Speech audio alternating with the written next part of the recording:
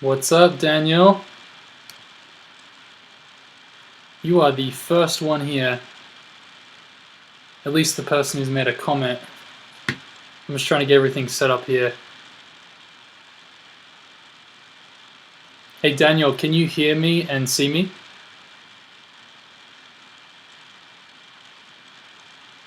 What's up, Lydia?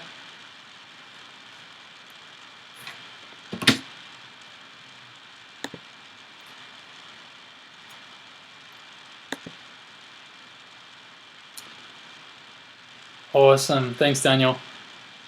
Masam, what's up, man? Juanos Martinez, what's up, dude? Yeah, I'm just trying to post this on my Facebook real quick. Cool. Got a few in here. So just so you guys know, this is my first ever live stream. I've never live streamed anything in my life.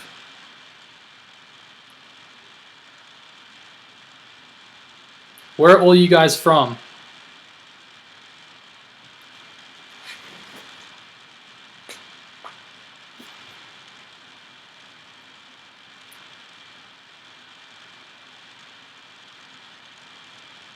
Masam.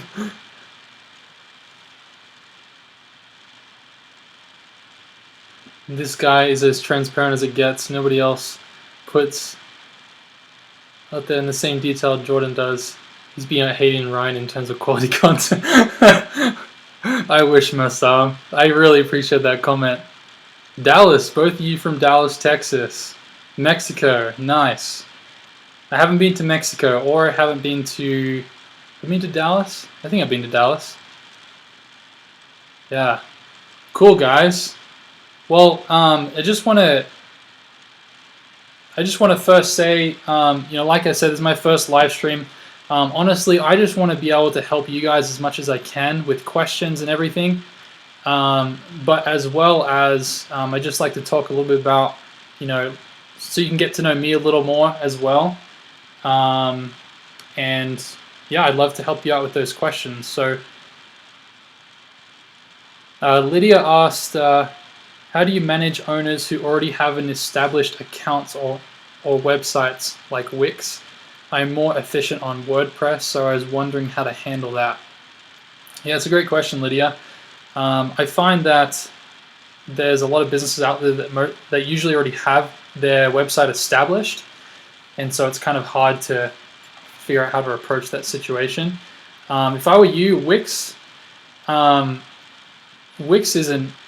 isn't too hard to use. I know it's a web builder, but if you're more proficient with WordPress, then I would say you want to talk to them about maybe making a WordPress website. But Lydia, what is your purpose in using or getting having access to their website?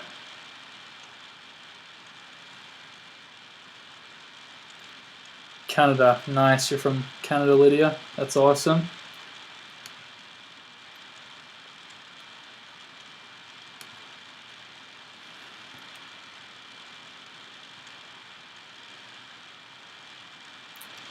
Sorry, I'm just getting my Facebook live stream working too. It's going now, so should be good. Yeah, sorry I didn't answer your question exactly, Lydia. All right, Jordan would be so sick if we could call into your show and you answer. I definitely want to do that in the future. That would be awesome. Lydia also asks, how do you suggest I approach clients in the medical field? Medical field would consist of, doctors, dentists. They're usually high-paying clients.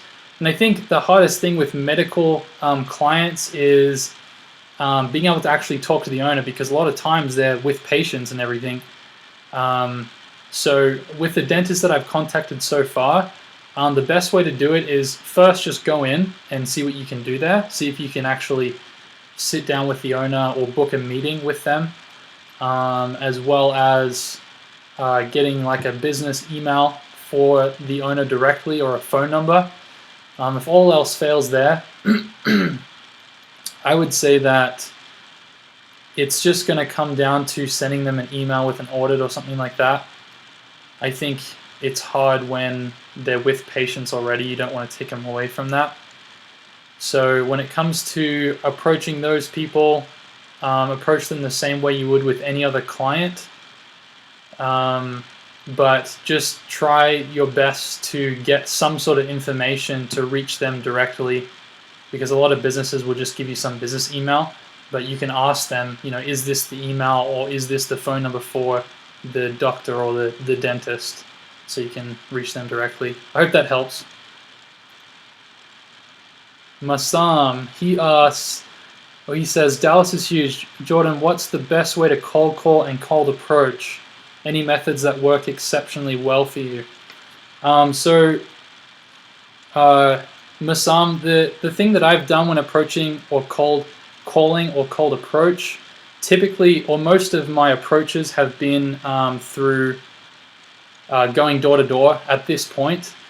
And I think the best way that you want to cold approach, if you don't have any experience and you're just starting out, you can definitely offer a free trial. That's what I've done to get a lot of my pipeline working, and that's worked out for me so far. But other than that, just asking open-ended questions when you're going to the business. Your objective of going into this business is to book a meeting with the owner. It's not to close the deal, it's to book a meeting with the owner. So that's kind of the objective in going through a cold approach like that. So I hope that helps you there. What's up, Almia?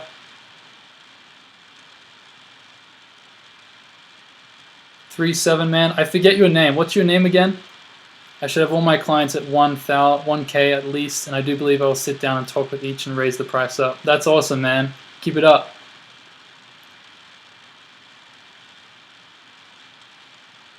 I'll come back to Daniel's question here. Let me just jump over to Facebook comments real quick.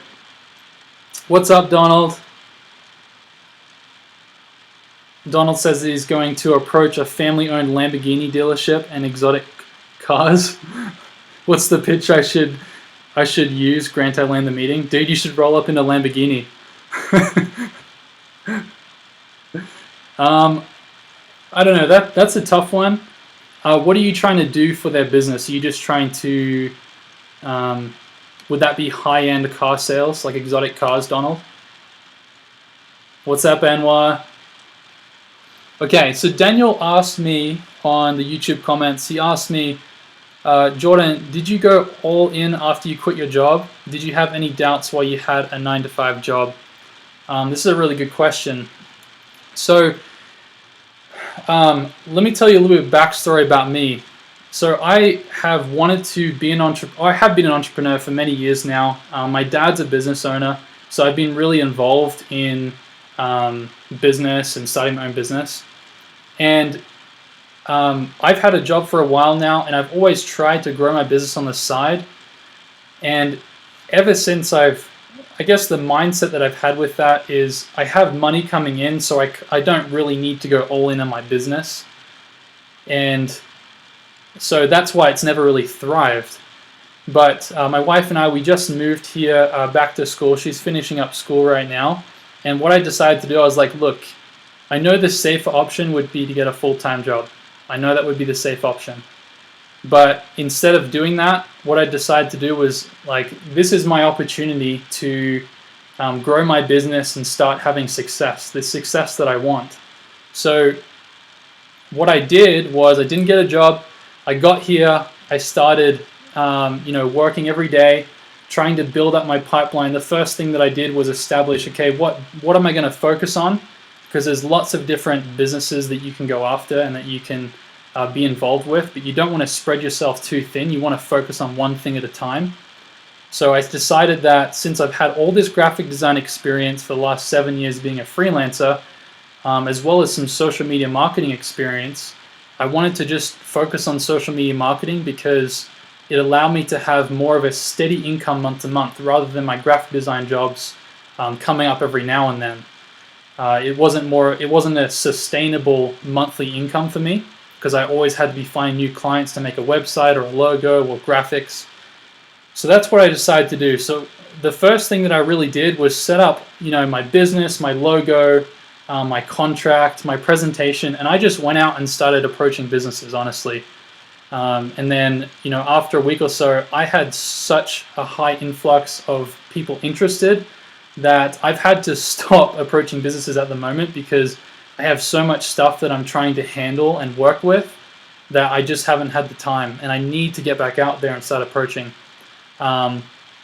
But that's kind of how that decision I made to go all in my business and not get a job. And I'm not suggesting that any of you actually just go ahead and do this, but it helped me make the decision to go all into my business because that was the only decision that I had. If I was going to support my family, I had to go all in on my business. And if I didn't, then I wasn't going to make any money.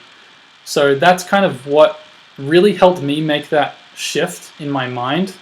And I'm really, really grateful that it worked out for me. But everyone has different situations.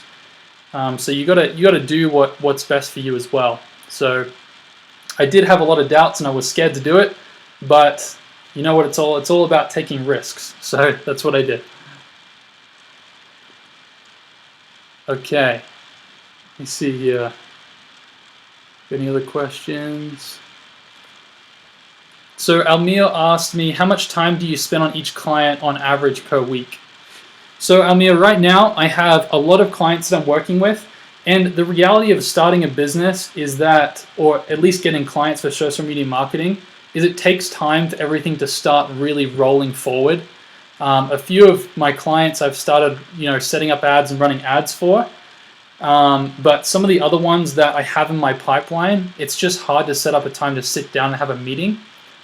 So some of them I'm not doing work for just yet, but the average amount of time I would spend on a client, it varies really. The setup time usually takes a couple of hours to set up an ad, research their audience a little more, and create a nice ad with some good copy. So probably a few hours a week at the moment. Let me think. With posts included, probably take about 5 hours a week. And I can probably do a lot better than that right now, but that's kind of what I'm working with. What's up, Cameron?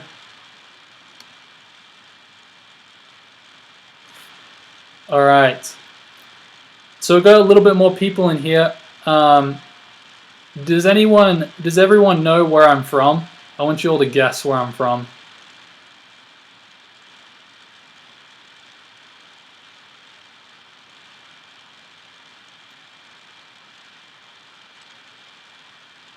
Okay.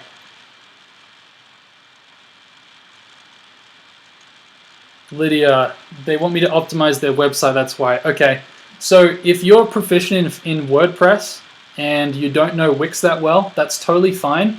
You just have to be honest with business owners. If you can't do something, don't say that you can do it unless you're looking to outsource websites. Like if you're specifically focused on websites and that's your business, then you could find someone else to do it for you or to help you with that, to get that client if there's any future work or contracts that you're going to get into business with them. But if you're not focused on websites, you're just trying to build a social media marketing agency, then you can probably find someone to outsource that work that could help you optimize their Wix page. Obviously, you wouldn't make as much profit from that, but it will definitely, you'll be able to help the client fulfill their needs.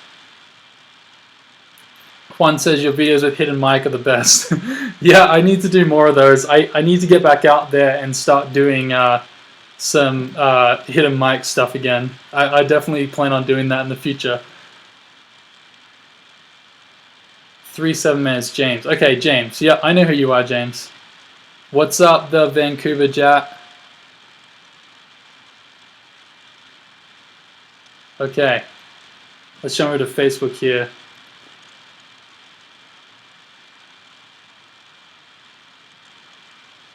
Okay, so Miles asked me what types of ads are you running. So right now I have a carpet cleaning business that I'm running an ad for. Actually I have 2 cleaning companies that I'm running ads for. One of them is going to be start running here tomorrow, I believe, once we get some other details figured out with their website. And then I have 2 dentists that I'm working with to set up their ads as well. One should be set up on Saturday, and then the other one should be here in the next few days. So I just need to get back in contact with them and get that running. But at the moment, I'm trying to focus more on dentists. That's kind of where I'm going with it. How did you learn about good copywriting? Cameron, I don't know. I didn't really take any copywriting course or anything. Honestly, what it comes down to for me in helping me learn more of the copywriting aspect of it is just researching. I'll research different copy for ads in different niches. So if I'm running an ad for a carpet cleaning business and I'm going to go research Facebook ads for carpet cleaning, copy for advertisements and marketing within that niche, and I kind of get a feel for what what kind of copy to put together for that specific ad. So Donald guessed Michigan, Cameron, Australia. Let's see where else. Utah. England, UK, Tennessee, Aussie. I'm actually from Australia, guys. So any of you that said UK or Britain or England, I'm gonna have to unfriend you. I'm just kidding. A lot of people confuse Australians and the UK. Smart one, James. Okay.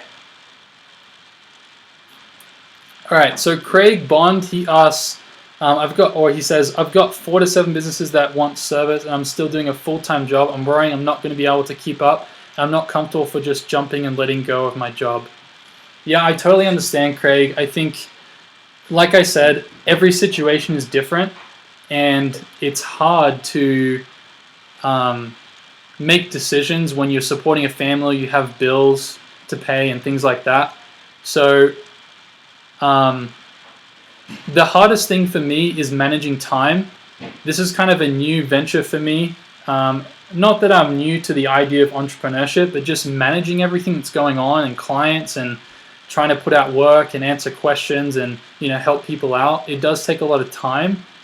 And right now what I'm trying to do is just cut out everything out of my life that is not helping me achieve my goals and that's wasting my time, and focusing more on the things that are going to help me make money, like my clients. And I need to get out there and start getting some more clients and prospecting, as well as fulfilling the work that I already have. You'd be surprised, I've gotten a lot of work just from graphic design without even really promoting my graphic design services, just from people who need it. And I offer that when I'm meeting with businesses, if they need like logos and stuff like that. So Craig, keep at it, man. Really, if you want to start doing that full time, that's great. If you're just wanting that to be a side thing, that's totally fine too. But maybe 1 or 2 clients is really all you could handle right now with a full-time job. And if you can get them paying you $1,000, $2,000 a month, then that could be helpful to then leave your full-time job. But I totally understand where you're coming from. Hey Raphael, thanks man, I appreciate it. Hey Oscar. All right, let's see.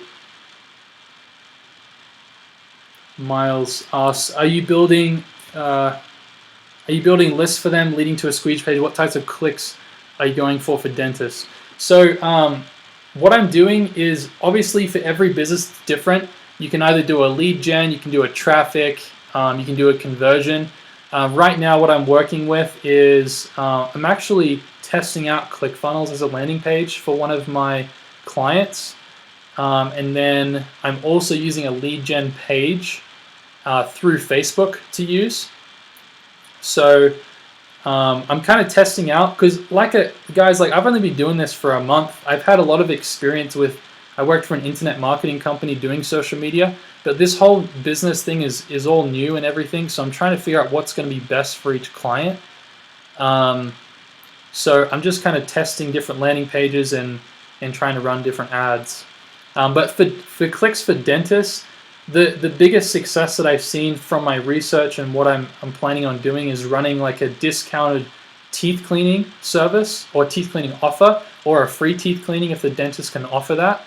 And then sending them to a page where they can input their information so the dentist could give them a call, or they could call in and book an appointment to receive that offer.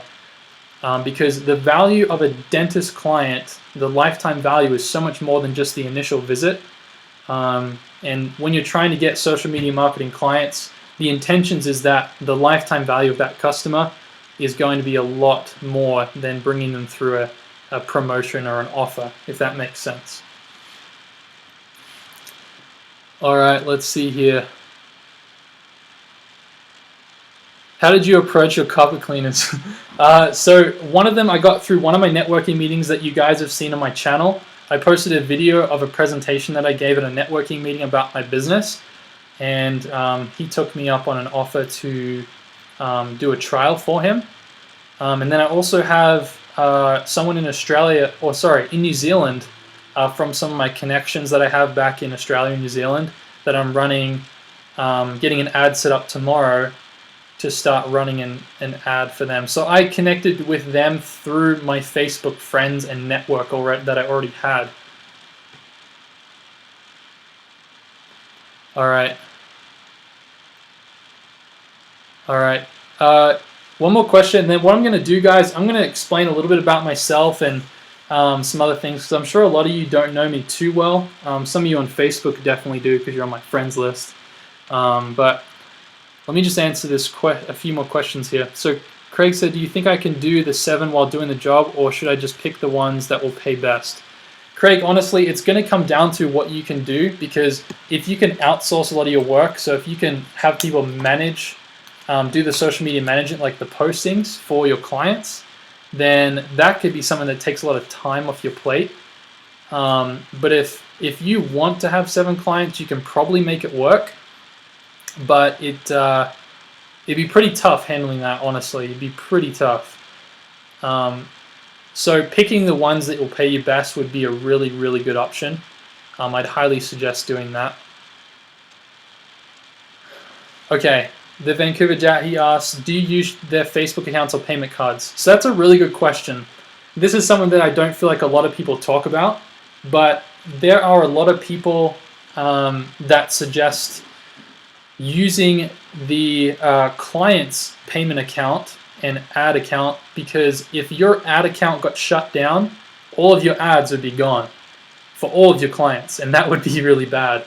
So it's harder for them to give you admin privileges for the ad manager, but that really is the safest way for you and your business. So I'd highly suggest trying to get them to give you those privileges. But with payment cards, you could possibly organize to set up one of your cards, and they can send you a check for the whatever amount of money they're running the ad for, if that helps them feel more secure. But if they're okay with you running the ad with their card, that's fine. Just make sure you put that in the contract when you sign them up, because then you can go over those details and they feel more secure through the contract. I hope that makes sense. All right. Oscar says, I'm so new to entrepreneurship that I'm honestly scared to see what happens to take risks. Any suggestion, Jordan? Oscar, I explained a little bit at the beginning of my video, like I was scared too, and it's not an easy decision, and I don't think it's for everyone, because everyone's situation is unique and different. So when you're making the decision, you got to think about a lot of things. One, what's your responsibilities? What expenses do you have? Do you have a family? Are you required to take care of them? You have to think about all these factors, and then think about, are you literally just starting out, or do you have some sort of motion of your business going? I'd suggest, Oscar, I know you're in a lot of the mastermind groups, but if you've already got a business going and starting to, bring in some income, then you can make that jump. But it's always going to be a risk leaving a job, because we're told all the time that, we're not, we're meant to have a full-time job. We work the 9 to 5. That's just normal. So it's hard because that mindset has been instilled for a very long time. So it is always going to be hard making that decision, but once you do, man, it's great. So it's really up to your discretion, Oscar. I probably can't give you an exact advice on what to do because every situation is different. All right, so guys, I don't know if I've told you before, but I've been in the US for about 6 or 7 years now. My dad, he owns a business and he does aerospace. And so he has, we moved to the US for his business. And that's why I moved over here. I moved over here about the age of 16. And it was pretty rough, to be honest. It was like right in the middle of high school. I think I was a junior when I came over, or a senior, I can't remember. But it was rough. It was definitely a hard transition, but I'm really grateful that we made this move, and it's allowed me to get more into business. And one thing I noticed that's different from here and also in Australia is just the vibe of entrepreneurship and the opportunity there is here in America. I've noticed there's just a lot more opportunity here than Australia. Not saying that there isn't in Australia, but there's just more here in America. So everything's worked out for me. But I did want to talk about some of my goals. I don't know if you guys are interested in hearing about some of them, but if you guys would like, leave one of you or some of your goals in the comments below. I'd love to see what kind of goals you guys have for yourself and what you're trying to do right now, because it's interesting just to see what people are working on at the moment. But while you guys are doing that, one of my goals is I want to have 5 solid paying clients by the end of this year that are paying me at least like $1,500 a month. And I really want to be making anywhere between like $10,000 and $15,000 by the end of the year. It's definitely a lofty goal for me and a little scary, but I know that it's achievable. So that's some of my big goals, as well as I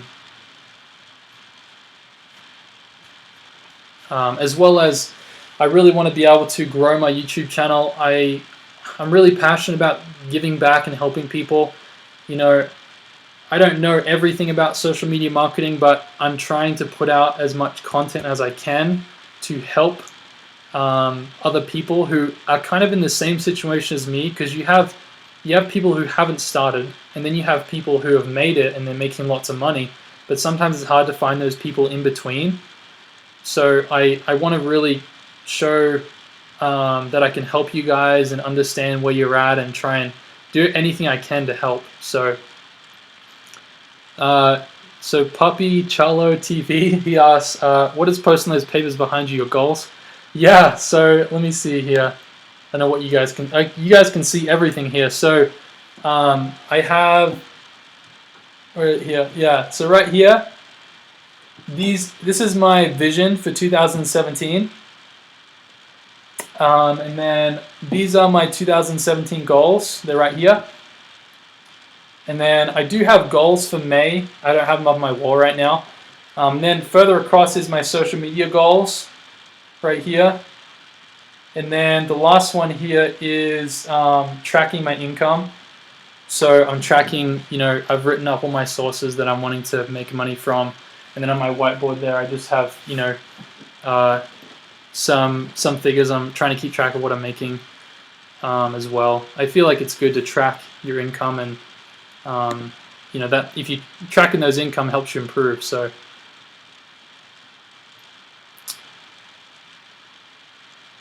Britain's finest Nick. What's up, Nick? I'm so glad you found me. That's awesome.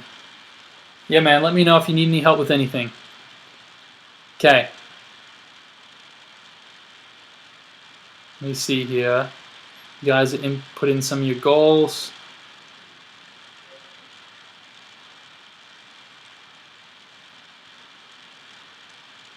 Okay. Let me read some of them off here. So 37 man, dude, I forgot your name again. I'm so sorry. Is it James? I'm really sorry, dude. But he wants to get 5 to 10 social recruiting sales. It's $500 per ad campaign. This is what I'm aiming for the next 30 days. But but I do want to get up to 5 to 10K per month. That's awesome, man. So you're just running like just the Facebook ad campaigns for people for 500 a month? Nick, nice, man. You're 16 from the US. How are you getting your design clients to work? I'll come back to that, Nick. Eventually, I want to be above. I've been working hard and have yet to hit what I used to make, but I'm tons happy and soon it'll pay off. Yeah, man, that's awesome. You really got to do what you love, you know, because that's really the key. You know, even being an entrepreneur, it doesn't mean that you're not going to work 9 to 5, because you will, but it's using the time that you have doing what you love, and that's most important. All right, the Vancouver Jat, he said, thanks for answering. So just to be clear, when you say having 7 clients is hard, do you mean like 7 premium clients? Yeah, so I'm talking about clients that are paying you anywhere from $1,000 to $5,000 a month. It's not unmanageable. You just have to start building your agency and having people in your network to help outsource that work for. But you'll totally be fine doing that, because you can just be the one in charge of the Facebook ad and you can outsource all the other work for your clients. Daniel, 4 to 6 clients by the end of 2017. Nice, man. That's such a good goal.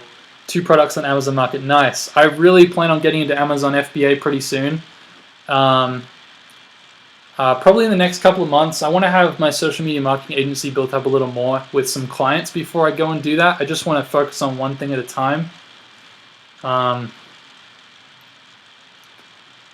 So Papa Chulo TV, one of my goals is to get my first client. I plan to do the same 100 businesses a week challenge you did. Yeah, that's awesome, man. That's the best way to do it, I think. And I haven't even finished my week challenge because I got too many clients. I had too many people that I was trying to connect with, so I wasn't able to finish that. I plan on finishing that in the future. I'll keep you posted. James, yes, I got it right. Good. And social recruiting is going to be recruiting for the employee side. It is a huge untapped market in my area, and I can't sub management for social media. And if they don't have employees to cover the new customers coming in, so I'm going to be giving them a ton of ease and building a relationship before I get them as a management account. Nice. That's a really good idea, man. Good luck with that. I haven't had much knowledge or experience with that, so that's awesome, man. That's sweet. All right. So, Chad, what's up? How did you schedule the meeting where you presented on social media marketing and got the 4 clients at once? So that was at a meetup. It was a networking meeting that I found through meetup.com, and I was able to go to that meeting, and what I did when I was there is I just basically offered, say, hey, I'd love to give a small presentation about what I do to help small businesses grow, and you know, it went over quite fine. And then the next meeting we had, I just came back and was able to give that presentation. So at the end of it, my objective was to help get some clients on a free trial to help them get started and show them some results. Nick, so how I reach out to clients, how do I get design jobs? So honestly, Nick, reaching out to clients has just been door to door at the moment. Another big part of what's helped me is going through my Facebook friends and my friends who have other friends who are business owners, and also LinkedIn. Try and find people that you already know that you can help, because if you can find people that you already know, it's going to be a lot easier to start doing something for them and get some experience, build up some testimonials, and then get their consent to share the data that you're getting from the work that you're doing for them. And design jobs, they've honestly just come to me because I've been talking to business owners and talking about their marketing and their advertising. And whenever I see they need a logo or they need something designed, I'll tell them, and I'll show them some of my work, my portfolio.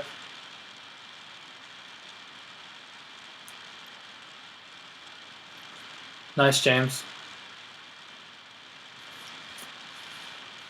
Okay, guys.